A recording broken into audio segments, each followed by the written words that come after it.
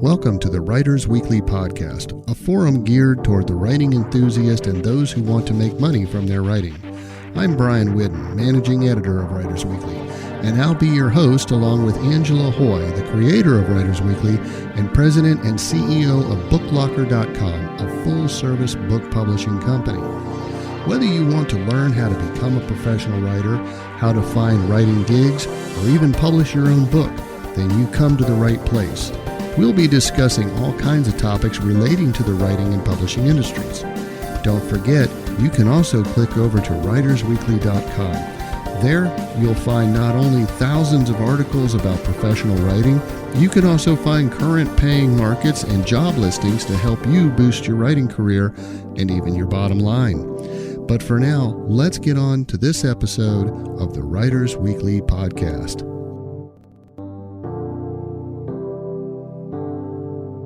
Hello again. We are back. Welcome to another episode of the Writers Weekly podcast. I'm Brian. I'm here with Angela Hoy, president and CEO of BookLocker.com and the founder of WritersWeekly.com. I'm here. You're here.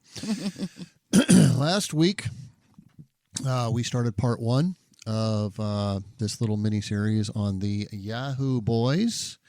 If you didn't listen to that, it will help immensely if you go back and listen to that episode.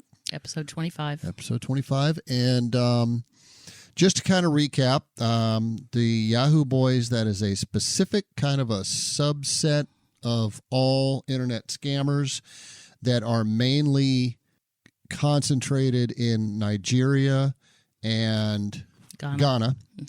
Mm-hmm.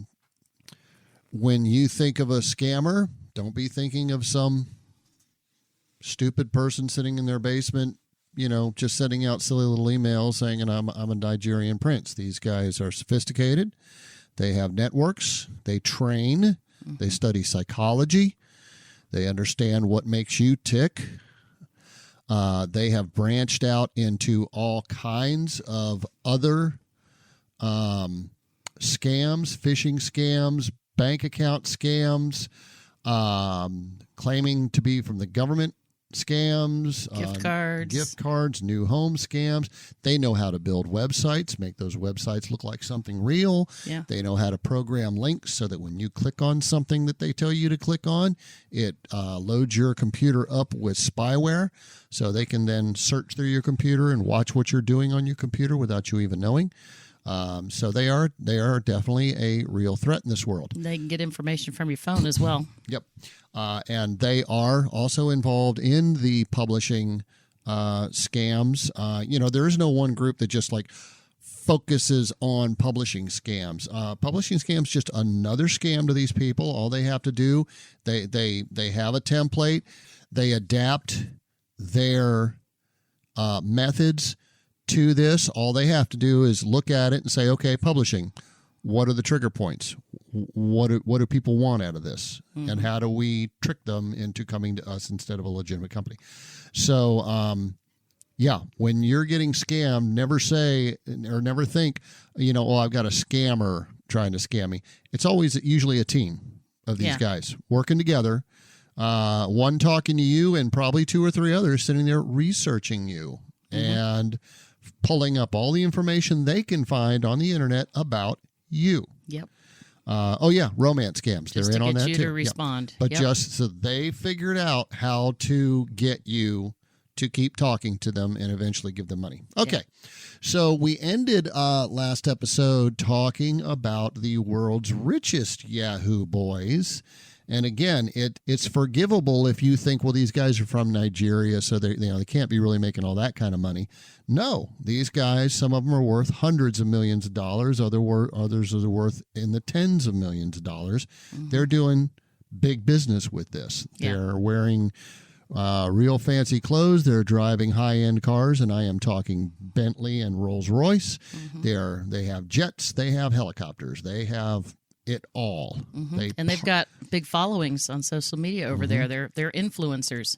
Because again, it's considered honorable scam people in the West. They're celebrities. Yeah. They party in places like Dubai and London, and you know, they're not stuck in Nigeria. They stay in Nigeria because they know nobody's coming after them in Nigeria. The government is corrupt. The police are corrupt. Yeah, they'll make an arrest here and there, but you never really hear of any of these people getting put away for any length of time, and they damn sure aren't handing them over to us and the FBI to try in this country. However, some of them do make mistakes. Well, let's talk about mistakes. Well, yesterday we were talking about Dharma Ritchie. He was worth $410 million, and he jumped off his balcony of his apartment in Lagos, Nigeria, and killed himself. And we speculated it probably wasn't from guilt. Yeah. So he was just leading a really crappy life. The number 3 guy on the list, his name is Ray Hushpuppi. That's not his real name. Really, you think? And Hush Puppy is with an I at the end instead of a Y. He's worth an estimated $70 million, and he's actually in prison right now. How did he end up in prison? Well, he wasn't in Nigeria. He decided to take a trip to Dubai, and he was extradited to the United States by Dubai because there were warrants out for his arrest here. He took his crimes to a far higher level. I think he ripped off a law firm for $40 million. I mean, he was very good at what he did. That'll get people's attention. And he made the mistake of leaving Nigeria on probably a very, very nice vacation to Dubai, and he's now in prison. So, if I recall, I think I saw a story on that. I believe the FBI got with the authorities in Dubai and said, hey, you know, if this guy's we know this guy comes here to party, right? And when he does come here, will you let us know? We'll come out here and we're going to pick him up. And the UAE agreed to do that. The problem is if you've been scammed by a publishing scammer or any of the other ones that the Yahoo Boys are involved in, you're not getting your money back. No, and chances are they're not going to get arrested. Well, and the other thing is even with Hush Puppy getting arrested, brought back here and tried and gone to prison, that doesn't necessarily mean they're getting a hold of all his funds and paying back all the victims. Oh, absolutely. Because his money's still in a bank account, either in Nigeria, possibly in the United Arab Emirates. Who knows? Or he spent it all, and that's why he kept scamming more companies. Yeah, he doesn't have anything more to spend. But that just because they bust one, and that's one out of thousands and thousands, multi-thousands. Just because they bust one doesn't mean you're getting your money back. And they're not all in Nigeria and Ghana. Mm-hmm. There are some. They're scattered all over the world, and there are some in the United States. Yep. And they're really taking a risk. Exactly. Yeah. Kind of a rule of thumb, if you're getting any unsolicited contact by anybody you did not look up and ask to contact you, and that means email, social media, mail, your website, your phone, anywhere, just accept that it's spam or a scam. Yeah. And don't answer. Spammers are scammers. Do not interact with those people. You know, my phone rings. If I don't recognize that number on there, I don't answer it. Well, you know why when you want to buy a car, they want you to come to the dealership, right? Well, yeah. Because it's a hard sell. And because they know that exactly if they can sit you down and look you in the eye and keep talking, they know exactly what to say. Exactly. And these scammers, even though they're not looking you in the eye, if they can engage you in a conversation, your chances of getting scammed by them are much higher because they are very good at what they do. You got it. Yep. Okay, so let's move on to part 2, and this is Yahoo Boys scam victim stories and how you can protect yourself, your children, and others. Yeah, and especially your elderly parents who are online who don't understand how these things work. Yeah. So these are really sad, very sad stories. Jordan Buta, B-U-T-A, I'm not sure if I'm pronouncing that correctly. He was 17 years old, and he was talking to somebody online. He thought it was a girl his age. She was flirting with him. She sent him sexual pictures, coaxed him into sharing explicit photos of himself, and he did it. And right away, they started blackmailing him, threatening to share the pictures online with his friends. And we explained this in the last episode, but I'll briefly cover. They probably found him, on social media, so let's use Facebook as an example. If your Facebook is public, or if you accept a friend request from one of these guys without knowing them, they can see your friends on your profile. They can click on your friends and send your friends messages and photos. So, and that's across all social media platforms. Well, he was only 17 years old, and from the moment the conversation started, within 6 hours, he was dead. Yeah. It took 6 hours. He told them he was going to kill himself, and they told him good and to do it fast. Again, entire conversation lasted for 6 hours. And so if you think about your teenager, and by the way, teenage boys are much more susceptible to this than teenage girls, but girls, get scammed But this way there are too. girls that do it too. Yeah, Yep. right. If you think about, what's my teenager doing in his room? You need to have a talk with them about these types of sextortion scams because they are going after our children. Shockingly, 2 men in Nigeria were arrested for this. Excuse me. They were 20 and 22 years old. They were extradited to the United States. They both pled guilty to child sexploitation charges. And there's a third man who's fighting extradition. Again, this is a team of people going after our children. And I'm willing to bet, now I would have to do some real digging, but I would be willing to bet the only reason they were extradited, one, is because of the sex aspect to this. And two, I'm absolutely sure that it came with pressure from our federal government to Nigeria's government. You better send us these people or there's going to be some consequences, financially for you guys. Yeah. So it's, that's why there were arrests in this one, but you're just not going to see a whole lot of arrests in the money scams. Right. And his mother, he had set up his mother's TikTok account for her, long before this happened. She now uses that TikTok account to garner attention for child sexploitation all over the world. And the Network Contagion Research Institute, CRI, says that they celebrate sextortion crimes over there. Wow. It's part of the internet subculture in Nigeria. In the UK, they are now going into schools and teaching children about this to help curb the number of victims, or potential victims. And that's, it's all about education, whether it's publishing scam, bank account scam, gift card scam, or sexploitation. And some adults fall for this as well.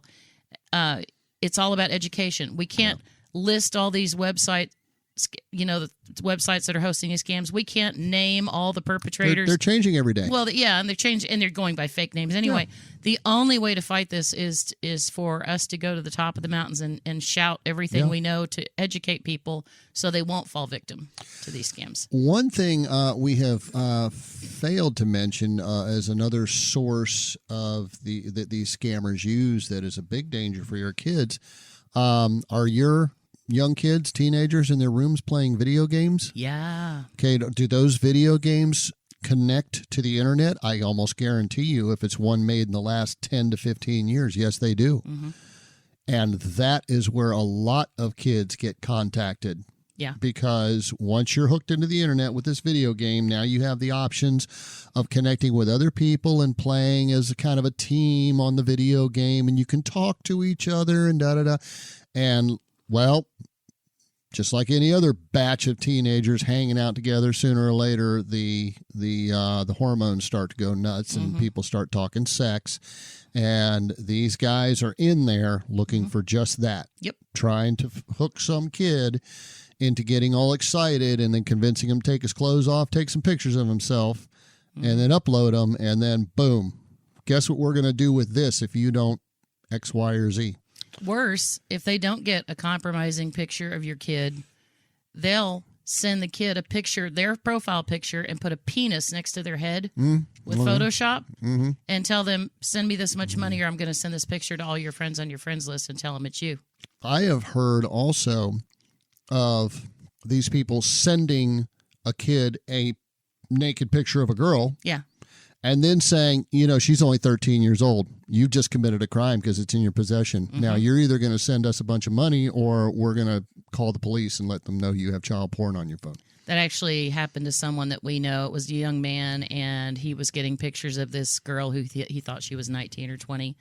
And after he got the pictures, he got a message saying she's only 17. Send us this much money or we're going to file a police report on you. And he went to the police department, and they said, yep, you got scammed. Yeah. Well, luckily he was smart enough to, go to the cops and... That was after he spent $2,000. Oops. Okay. Yeah. Let's move on. Carson Cleveland, 12 years old. He was dead within 12 hours of contact. It was back in 2023, and he was contacted by somebody on Snapchat who posed as a girl around his age, and they convinced him to send nude images. He did. That's when the blackmail began. He bought a gift card and tried to send it to them, but the scammer said it didn't work. I guarantee it did work. They were just trying to get the kid to buy more and more gift cards. And less than 12 hours after being first contacted, he committed suicide. 85% of sextortion victims are boys. Here's the disturbing or sad part. His father had warned him about this crime. But his dad thinks that when it happened, he just panicked. And it was $25. Yeah. Just enough to buy a video game. And a lot of adults probably look at this and they just can't understand how some kid's going to run off and kill himself over such a thing. But, consider how you were at age, 15, 12, yeah. 15, 16, 17. If you knew or you thought that pictures of you, and I know you may be saying, I would have never sent those pictures in the first, but it's hard to tell what kids will do. Yeah, that's true. I look back and can't believe some of the stupid crap that I did as a kid. Me too. Yeah. To me, now it doesn't make any sense. When back then, when I was a brainless wonder, that stuff made all kinds of sense. Absolutely. Why? Yeah, because it felt like the thing to do at the time. Yeah. That's about all you can say about it. Felt like the thing to do at the time. Anyway, so, when these kids are faced with the idea of everybody they know, their whole world, everyone in school, whatever, seeing this and what they're going to go through, to them, it seems like a life not worth living. Yeah. And all that embarrassment, it's all about, being popular or making sure people like you and never doing anything to embarrass yourself. And that's their whole world. Yeah. Their image is their world. Exactly. And we deal with adults all the time who get scammed and they're embarrassed, and just because somebody convinced them to give them some money. Right. So you consider the amount of embarrassment that adults are going through when they learn that they've been taken for a ride. Imagine a kid that now there's this picture of them floating around out there. And they think that it's going to be all over the internet and their lives are going to be over. So they end their lives. Yeah. And for a lot of kids, the internet is a huge part of their life. They think that's all there is. Yeah, right. They don't understand there's actually a whole big wide world out there that really, believe it or not, functions without the internet. Yeah, right. But anyway, this stuff gets very serious. Yeah. So we were contacted. It was an author. She was scammed out of $18,000 by a fake publisher, and she made the mistake of, I guess she had hired them to update her websites. So they had her login information for her websites. They went in and changed the passwords. So it was Ashbury Publishing. Berry is 1R. AshburyPublishing.com. Ashbury-publishing.com. They also took control of her social media accounts. They later wanted an additional $599. This is after she spent $18,000 and she didn't comply. Then they wanted another $12,000 for an audiobook contract. They tried to pressure her to, quote, find the money anyway. Of course, she declined. She, she's a business person, and she lost her websites, and she's never getting them back. And one huge red flag was they gave her a guarantee. Okay, anybody in publishing can't guarantee how many books you're going to sell. They can't guarantee how much you're going to earn in royalties. Nobody can. Even the big publishers can't guarantee it. Yep. They guaranteed her royalties of $39,000. Yep. And, just it can't happen. So we dug up some stuff on Ashbury Publishing. They claim to have been in business since 2012, but their website was just created in 2024. Okay, you see this a lot. Yeah. And that's fraud. Yep. The featured book on their homepage, The Girl of Many Crowns, was published by another company. That's copyright infringement. Feared and Forgotten, another book, was published before this company's website existed. This is I'll put a link to our 11 ways to tell if it's a publishing scammer article under this on WritersWeekly.com/podcast, episode 26. Another cover on their site was published by another scam organization we've identified, so now they're stealing from each other. Their U.S. address is a virtual mailbox rental service. They all have U.S. addresses, but they're not real. Yeah. And there's a way you can go into Facebook and figure out, in some cases, where these people actually are, and their page manager is in Pakistan. Of course, they claim to be the United States. Yep. So let's see. We got some more here. Why don't you do the next one? Let's see. Yeah, you try to pronounce that name. You can have that one. Ada Serrano on Reddit. She was drawn into a romance scam with a man who was supposedly on an oil rig in the UK. Just within 1 week, he asked her for $3,000 to repair some equipment. Now, let's talk about that.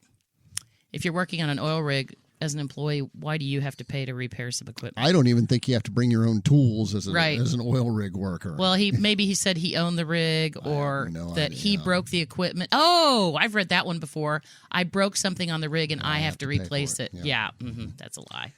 But she refused to give him that money, but he kept talking to her. So here's that persistence. They know how to just kind of keep it going. So that's when he started getting romantic with her and telling her the things she needed to hear. And later she did start sending him money. Yep. What's it? You want this?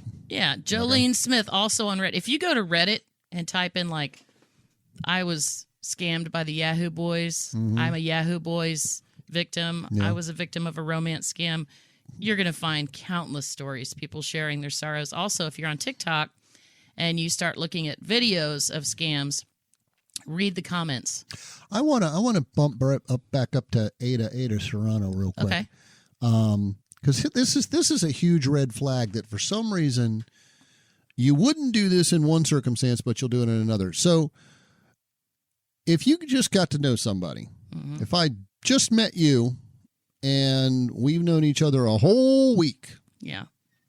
Even if we've been talking a lot, maybe we, run to the same restaurant, or maybe we work together. I don't know. If I asked you for $3,000 after 1 week of getting to know you, would you give it to me? No, and I would never speak to you again. Yeah. And yet now again, Ada did not give her that $3,000 at first, but later did. Yeah. But a lot of people do. Yeah. After that 1 week or 1 month, or I don't know what the dividing line is. I would think first you have to be in kind of a close relationship for a while before you go asking somebody for that kind of money. Especially somebody you've never met in person. Exactly. Yeah. But people will do that, and they're doing online, it. which is just of people crazy. Are doing it. Yeah. It's crazy. Anyway, and it goes back to the psychology of you think you're in love. Yeah.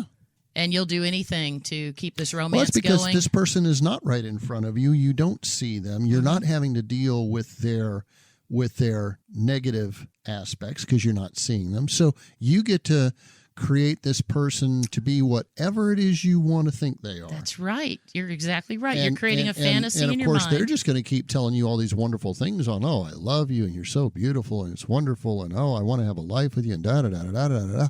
And you're just drawing this picture in your head of what this person is. Yeah. And anybody that's been in any real relationship understands, when you first meet someone and they're hot and you're all, excited about them and everything, it's great. And then you get to know them for a while. And then for both people, some of the negative things start coming out. Your little quirks come out. Your little nasty habits come out, whatever. And if you're going to keep a long-term relationship with somebody, you have to decide how you're going to cope with the things about them you don't like. And there's not a human being on this earth that's married to somebody that likes every single thing about that person that they're married to. What? Exactly. That's what I'm always saying. When you tell me, criticize me about stuff, I'm like, what? You don't like that? What?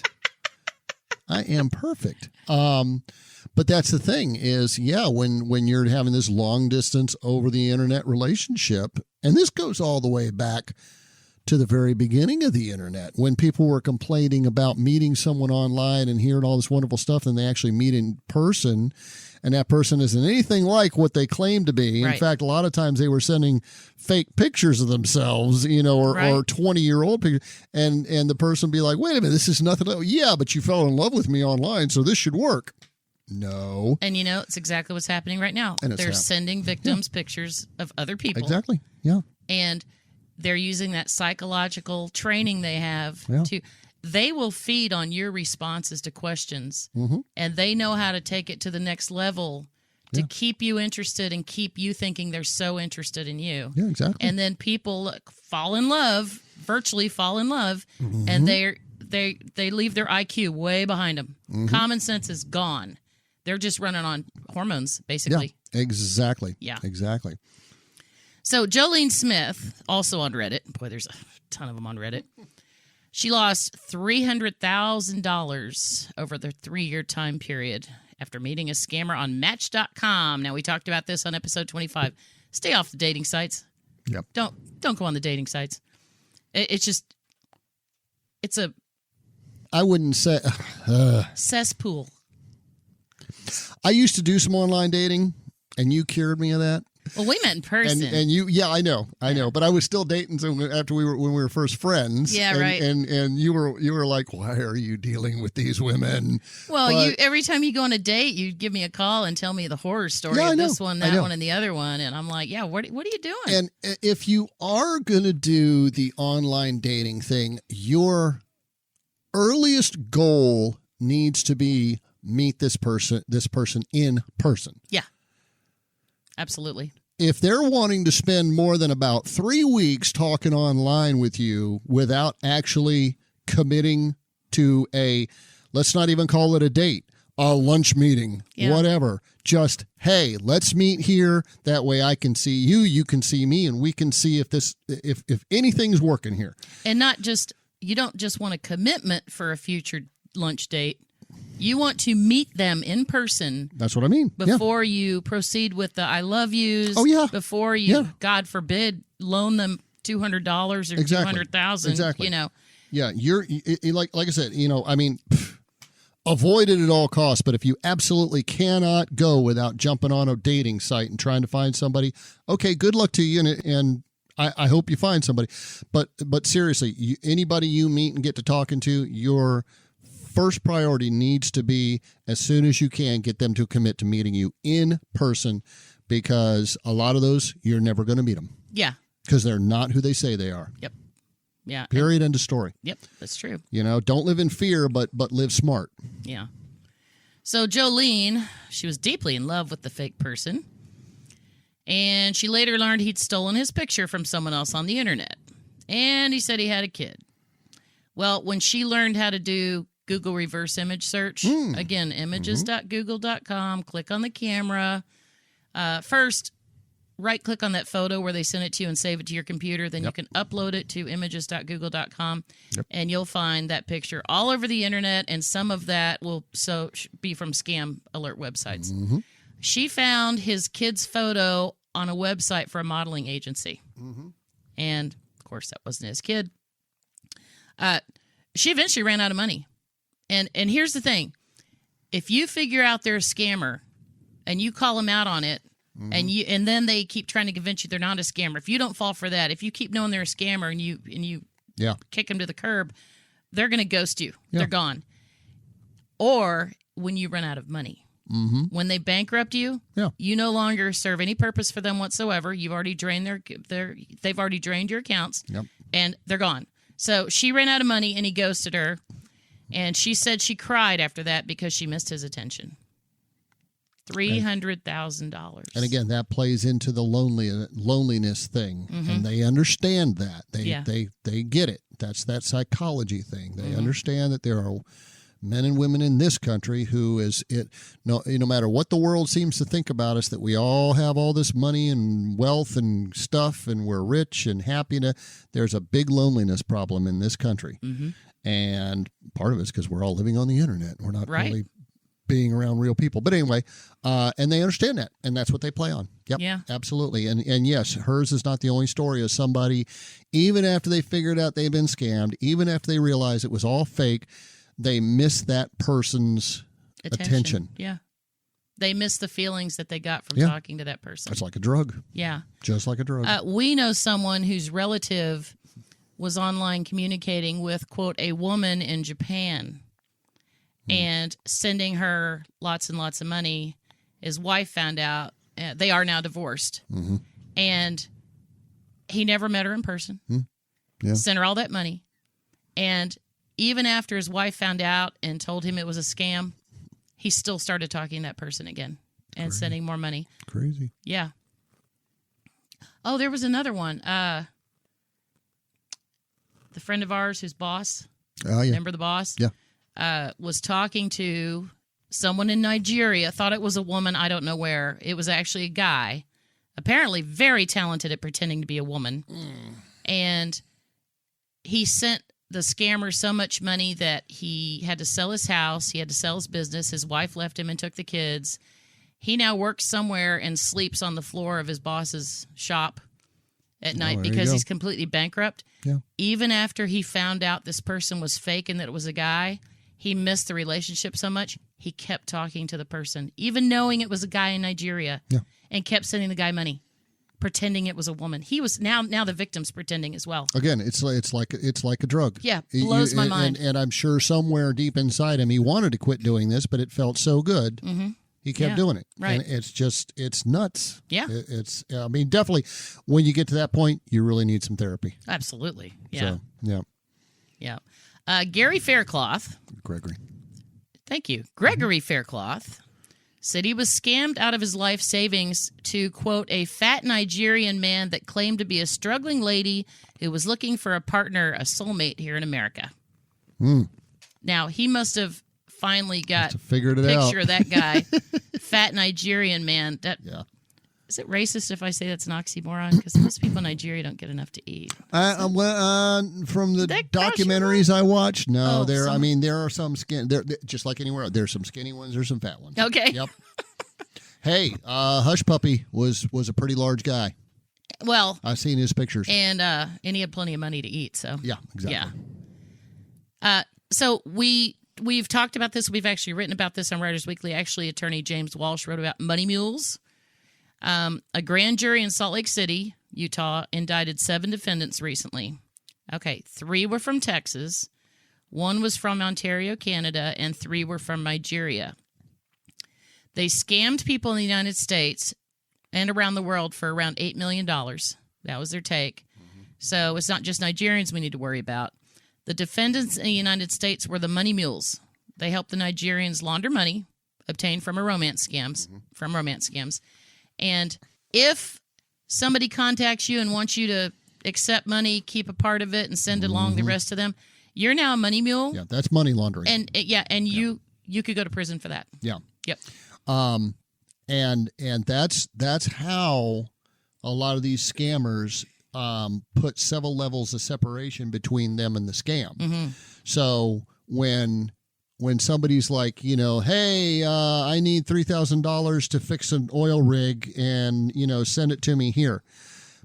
Most likely you are not sending that money directly to that scammer. Oh, you're not. Yeah. You are likely sending it to somewhere not too far off from where you are, probably. And I mean, in your country. Yeah.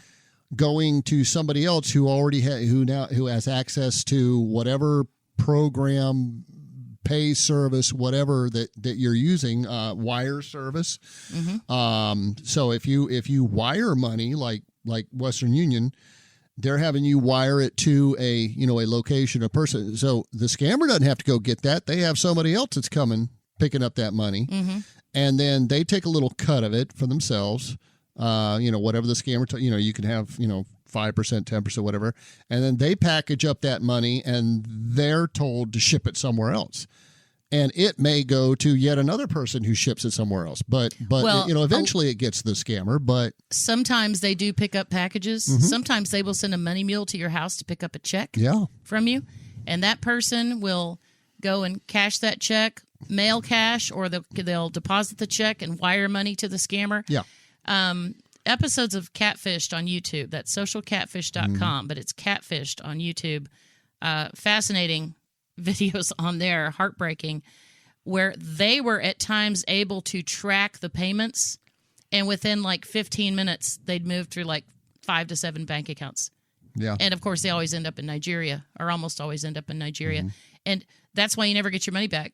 As soon as the money's in an account, it's gone. It's moved to another one. And that's, like you said, 7 degrees of separation. Yeah. They separate themselves from it. It takes a lot for law enforcement to try to track down where the payments actually ended up. And oftentimes they can extort people into doing this. Yeah, oh, yes. Into being that money mule. Well, once you do it one time, even if you didn't take a cut of the money, you're still laundering money. Exactly. Then they can blackmail you into forcing you to keep doing it, or they're going to turn you into the police. Yeah, exactly. Yeah.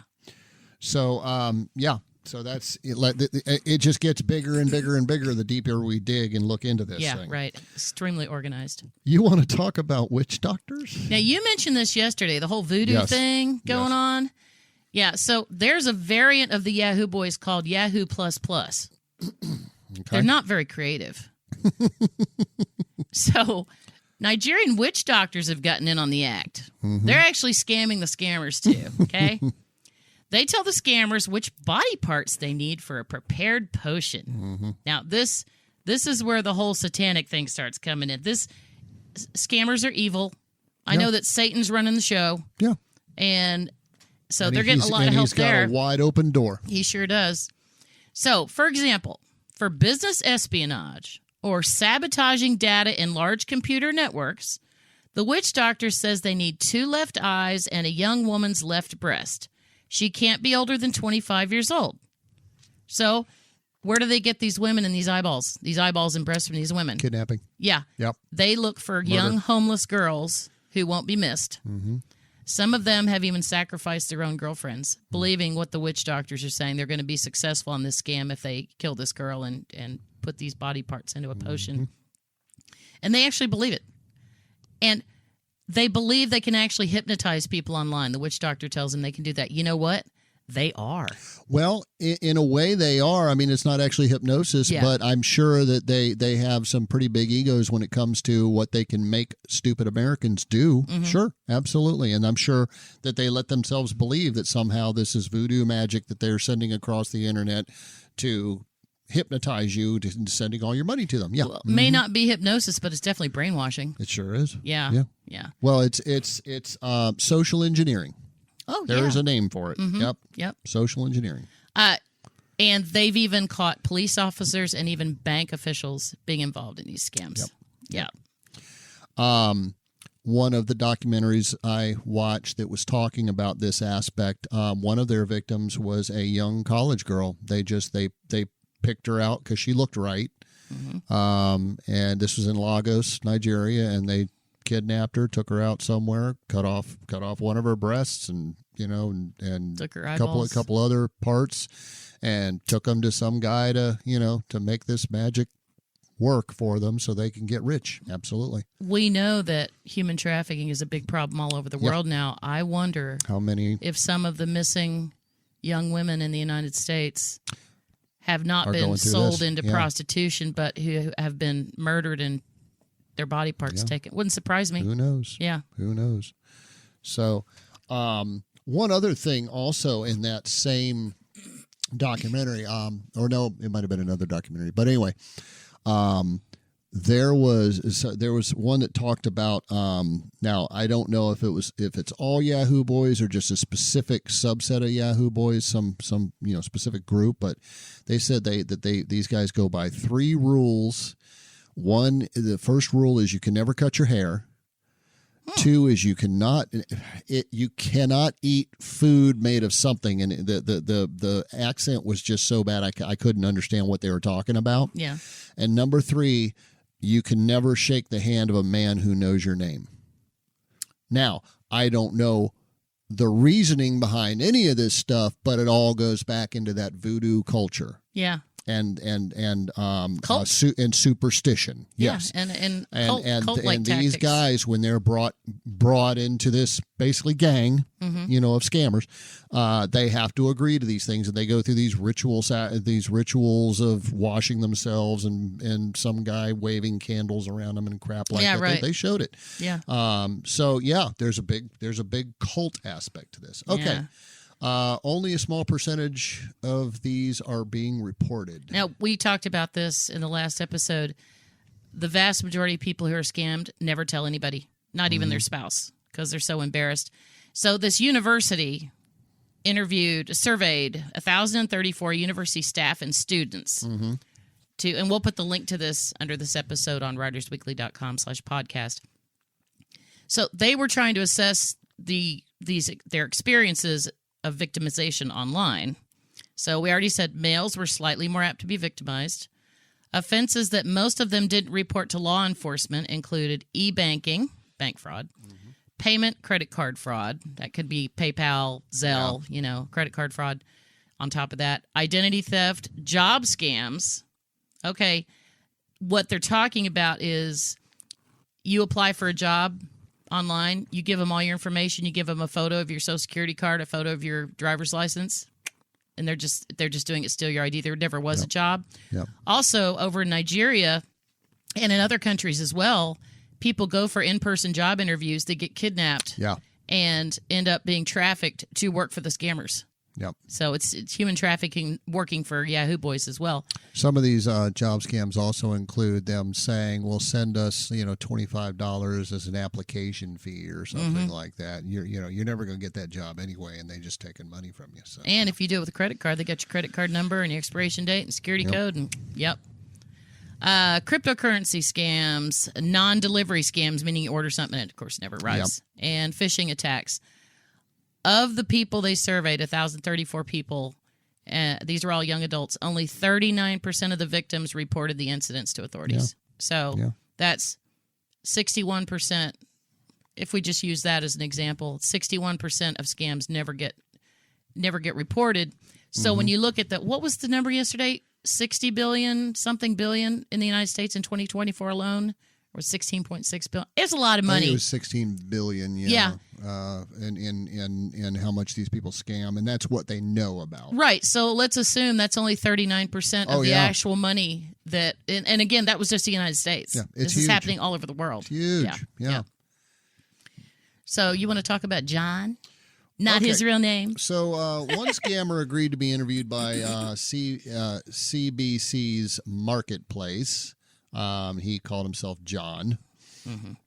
And so he said that he basically explained how scammers, how he did scams. So he says that he'd look for celebrity accounts. Real celebrity social media accounts. Real celebrity. And then when he found then he would find the followers on these accounts. So they then add these people to a list of their potential victims. So think about that.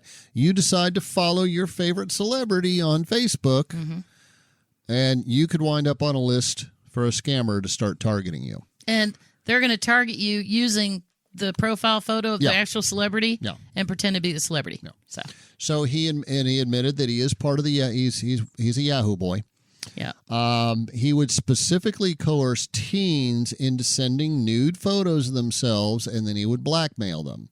And he asked, CBC asked him if he ever thinks about the suffering of his victims, and he basically said, "Well, I don't know what to answer to that." That's specifically what he said. Yeah. Basically, he says, I don't care. I really, I don't concern myself with it. Yeah. So CBC Marketplace set up 3 fake profiles on Instagram and then other profiles to make it appear that person had a lot of friends. So they took the 3 profiles and then added followers to those 3 profiles to make it look like those 3 people were popular. Yeah, okay. And this is they were basically following how the scammers do it. Yeah. Within 24 hours, they were targeted by 7 accounts that requested nude photos. Think about that. So your teen or your child sets up an Instagram account. The kid will, of course, lie about their age. Yeah, I never did that. And they're getting hit up right away. Within 24 hours, there are Yahoo Boys targeting them, asking them for nude photos, or God knows what else they're teaching these kids about. Go ahead. So even though they didn't send any nude pictures, the scammers pulled pictures from the social media accounts and then added pictures of penises next to the selfies. They then used those to try to extort the journalists, who the scammers thought were these kids. Yeah. Saying that they would share the photos with all of their friends on their social media accounts because those are easy to click on. Yeah. So CBC said the moment that the victim accepts the criminal's follow request, their entire social network is then compromised. That's what we talked about earlier. Once you accept a friend request from somebody, they can see all your friends. They can see all your friends. And they can click on all of them and click the contact button. Yeah. Yeah. Which, I remember I talked to you about, they're on my Facebook, at least twice a week, I'm getting, some account from some really super hot looking 20-year-old chick, at least that's what she looks like, and if you actually go look at the profile, they've got 2 or 3 friends, or they may have 300 friends, but there's only the account was set up 2 weeks ago, and there's only 2 or 3 hot pictures of her. And that's it. And there's no history. There's no, today I went and did this. Here's my family. Nothing. And you got to wonder, all these guys that are clicking to follow that profile, they're probably just getting listed onto a scammer's. Well, they have. Or they're accepting her friend requests. They have bots. Yeah. So I was investigating a publishing scammer the other day. They had a Facebook page for 3 days. They had 12 friends and over 2,000 followers, and had only posted 3 posts.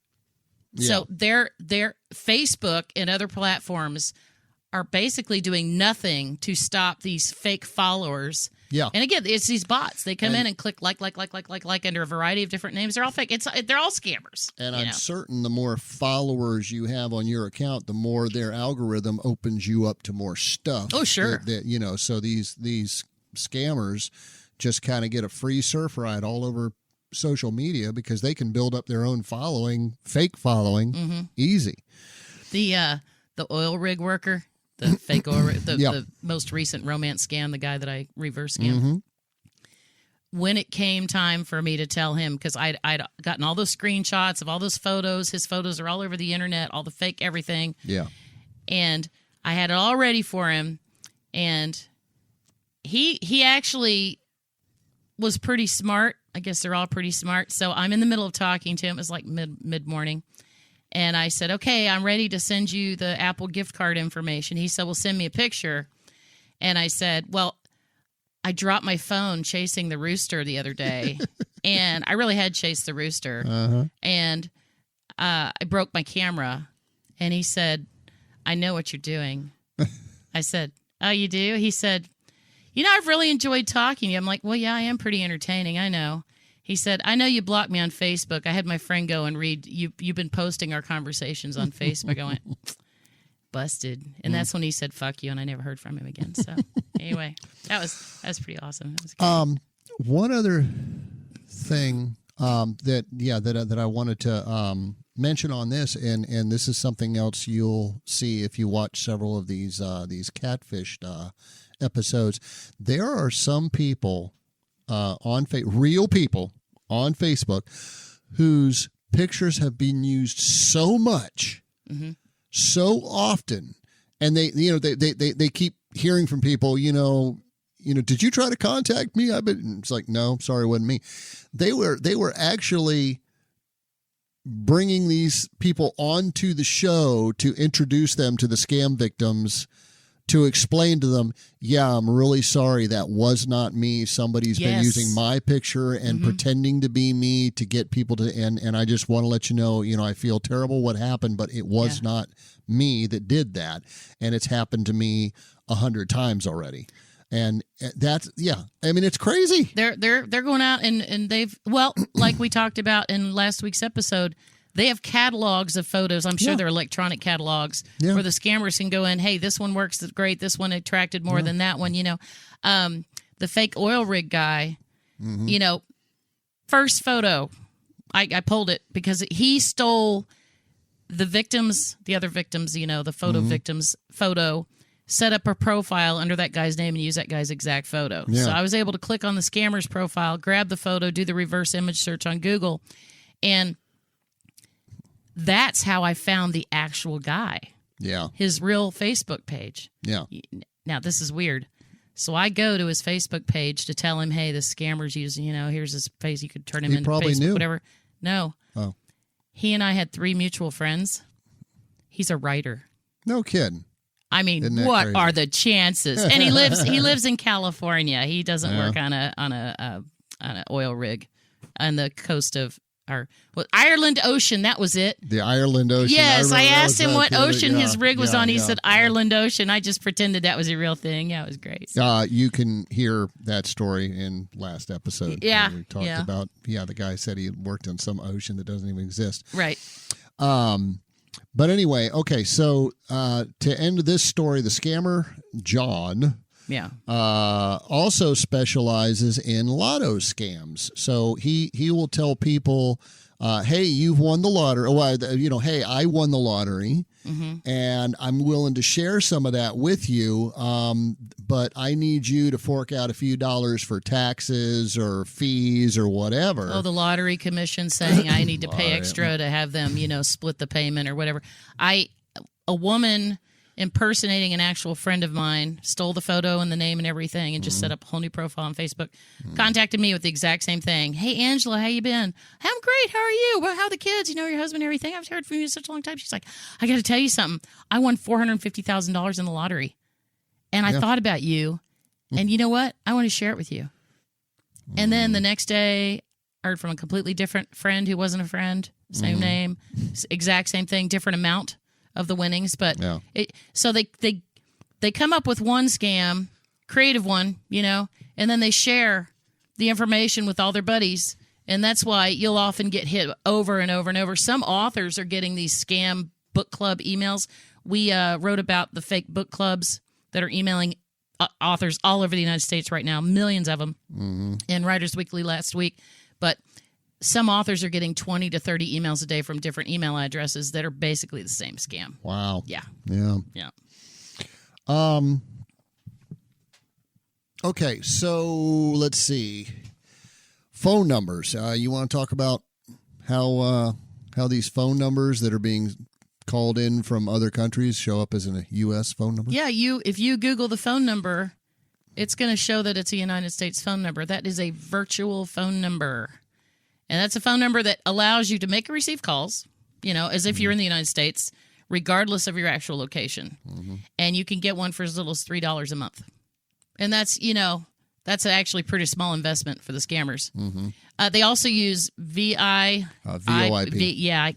VoIP, Voice over Internet Protocol. Yep. And that allows them to make voice calls over the Internet that make it sound like it's a real phone call. Yeah. That's one of the technologies that Zoom and these other things work on. It's voice over internet, right? And a lot of those services are free. Yeah. COVID shots. The COVID pandemic turned scams into a gold mine. Hey, you forgot to say pun intended. Yeah, I know I skipped that. COVID shot the scammers to stardom and profits. Okay. Pun intended. Go ahead. So everyone's stuck at home, and so what is everyone going to do when they're stuck at home? Well, they're going to go online. Yep. And that's when the loneliness pandemic in our country kind of started and never seemed to have gone away. And that with all the insanity that we've all, adopted. Been dealing with. It's wearing incredible. Masks and staying away from each other. And remember when we thought that once they got rid of the masks and once, everything started calming down, we thought life would get back to normal? No. It's never getting back to normal. normal. I still see lunatics driving around in their cars by themselves with a mask on their face. Oh, so I know it. Didn't go away. Yeah. But the psychological there's still impacts from COVID. Yeah, you're right. And they're here to stay. Yeah. Yeah. It's almost as if it, in a way, it changed our culture. Yeah. Now, one mother, we got a couple more specific cases before we wrap it up. She was, her son ran into her bedroom one night, and she didn't put her name online. And the scammers had taken his social media picture, so he didn't send them any compromising photos, put a penis next to it, and told him they were going to share it with his friends. Wasn't even his penis. Okay. Well, I would hope not, because I'm not sure how you'd get in that position. But go ahead. Well, if they've got a profile picture, are you talking about they used AI to make him naked and probably it's probably right. had something to do with that. Yeah. Anyway, he told his mother, "I need $600 right away." And so while they're on hold with the police department, She told her son to delete his social media profiles, and he did. That did the trick. She's a good mom. She knew exactly what to do. And it's good that he felt comfortable coming to his mother for help. But a lot of kids won't. And a lot of kids, they're going to think they're in trouble because they did something wrong. Yeah. And then, they're even embarrassed in front of their parents. And then, there's a lot of kids that just don't have a good relationship with their parents. And they don't have anybody to turn to for help. So she's mom of the year in my book. Now, since he went in and deleted his social media accounts, the scammers did not contact his friends because he didn't fall for the bait. He didn't respond to them. He just went straight to his mother, which is exactly what... If you're a young person listening to this and this happens to you, if you can't talk to your parents, find a neighbor, a trusted friend, preferably an adult.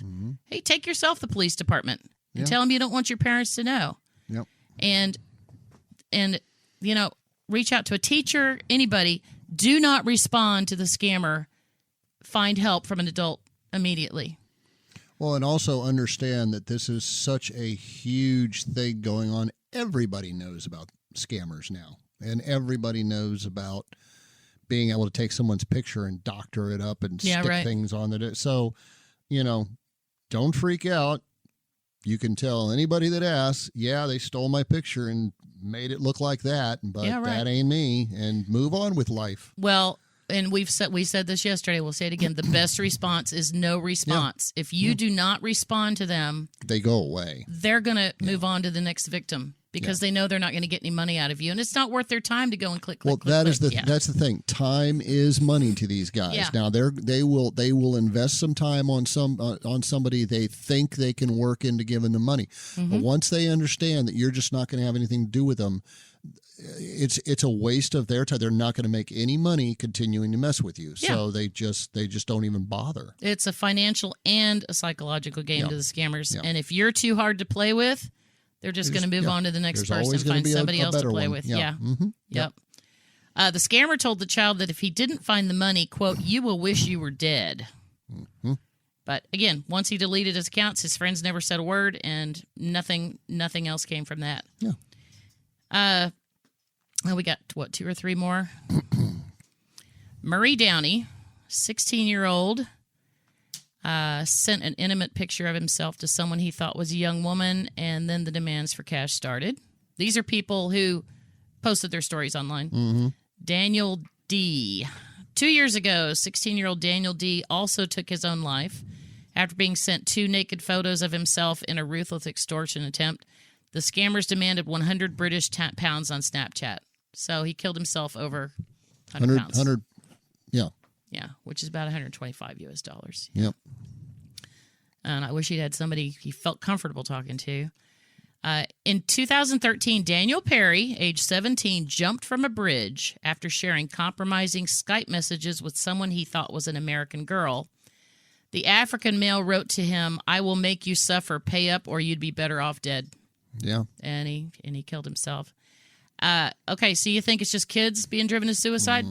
No. Plenty of adults all over the world killing themselves after getting scammed. Laura Cowell had a $1.5 million nest egg. She lost it all.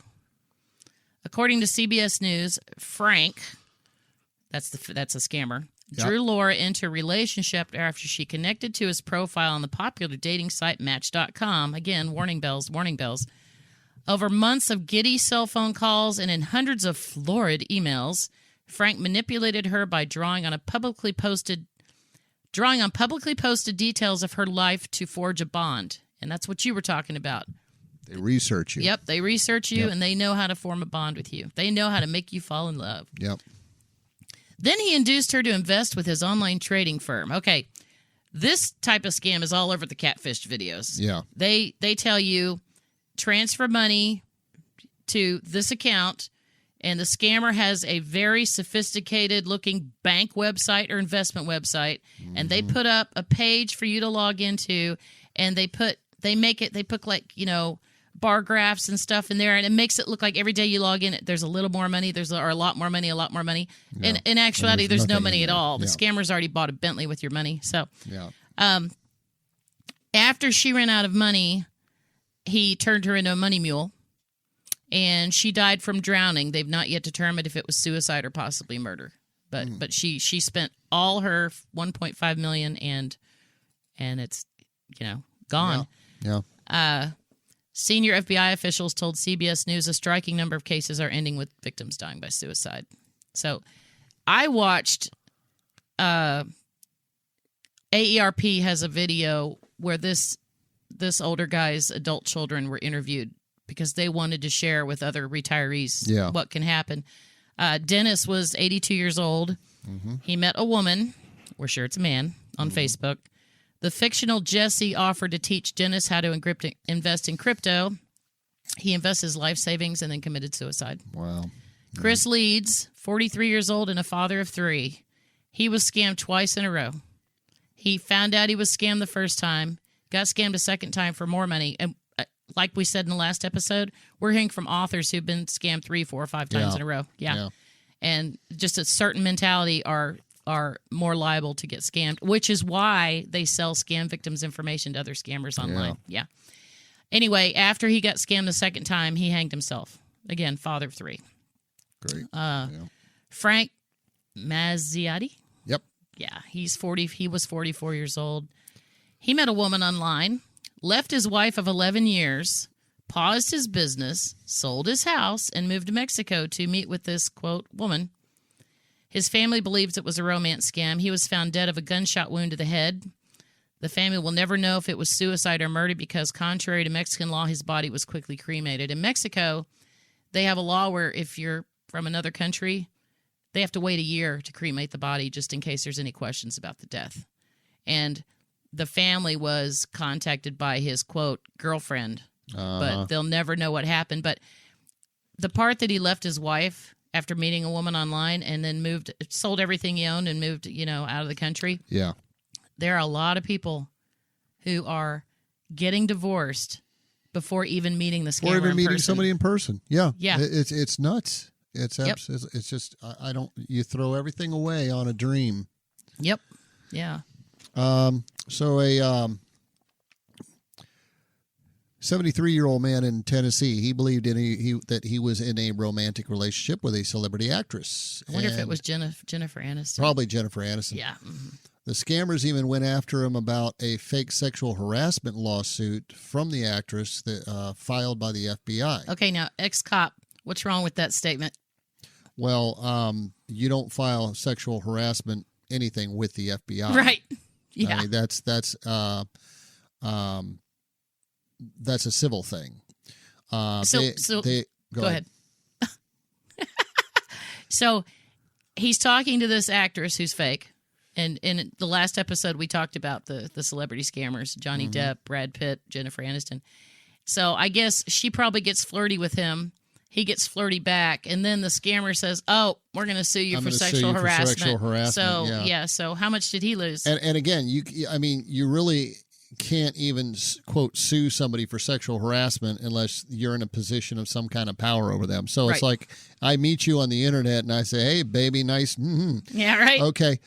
Well, you can't sue me for sexual harassment because I can't do anything to you. Yeah. I can't fire you if you don't go along with it. I can't hold you back from a promotion. I can't do anything to you. All I did was compliment you on your And clearly he didn't consult with an attorney on this. Yeah. So, that's kind of, freedom of speech there. Anyway. But then again, 73-year-old man. They extorted $87,000 out of him before he committed suicide. Yeah.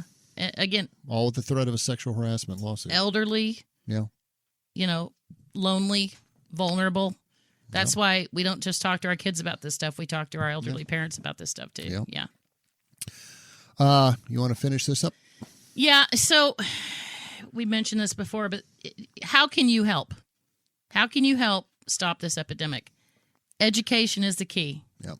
You've got to tell everybody what you know about scams, refer them to resources where they could read about it. The more people hear about it, the fewer victims. There's still going to be some victims because some people are just dumb, and some people are they're more vulnerable to these types of things.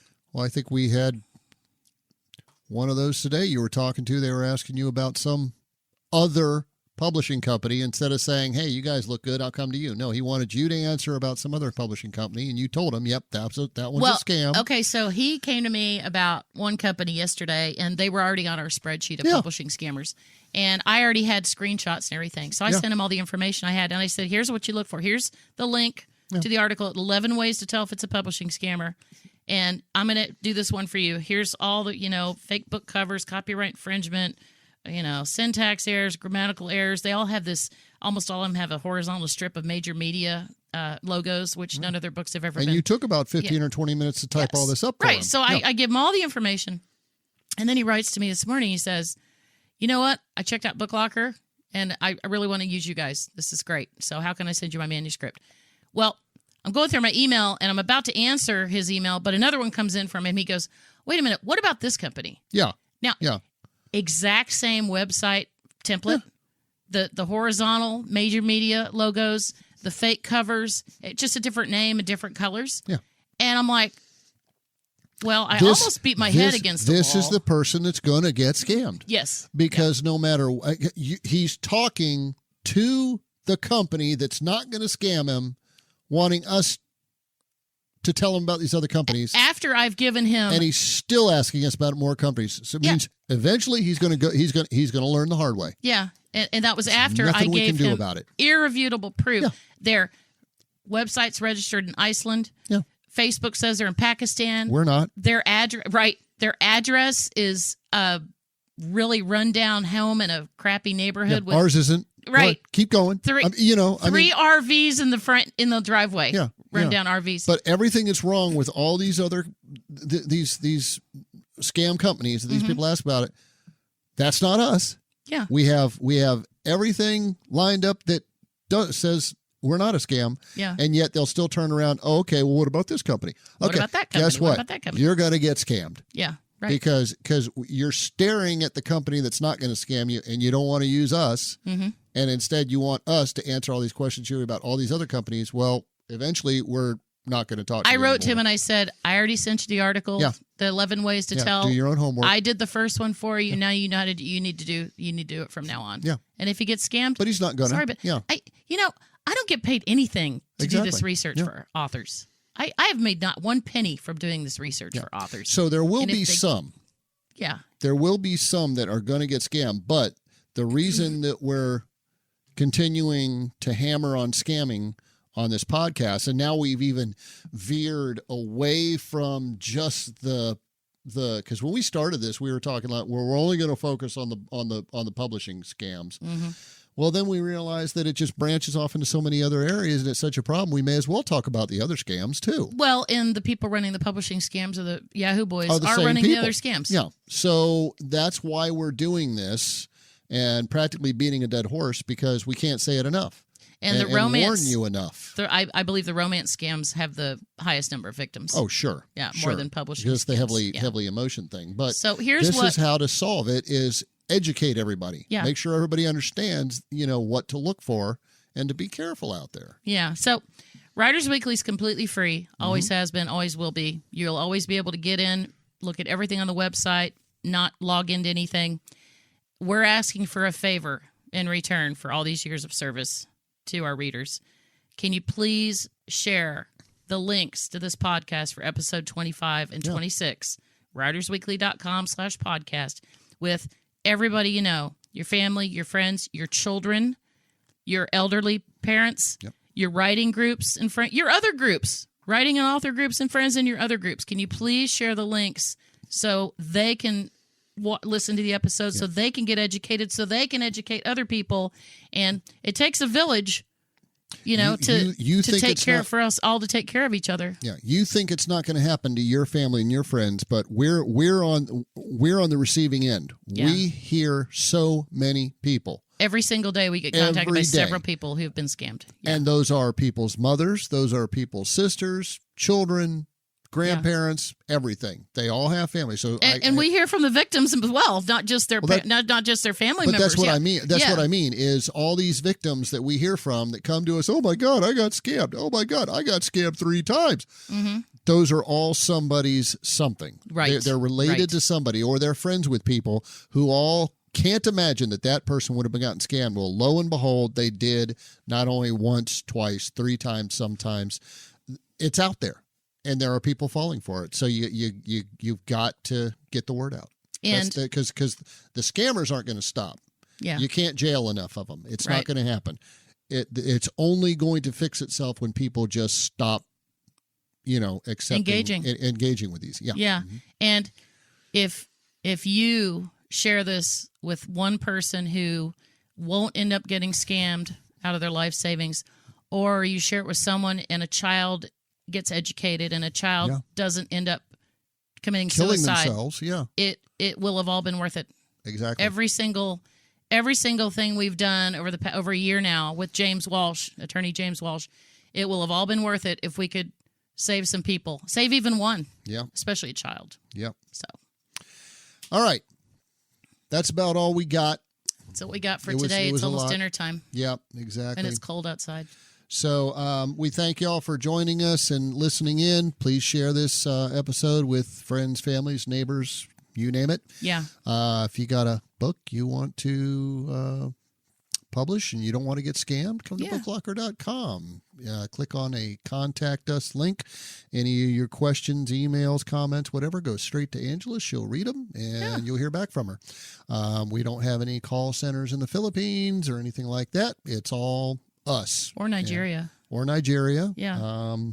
And we'll treat you right. Our prices are reasonable. Our prices are lower than the scammers. Our prices are lower than the scammers. I don't know why you're going I know, to which again blows my mind. I don't know. Yeah. I keep telling Angie we need to raise our prices. Apparently it's doing good for the scammers. So we're not going to do that.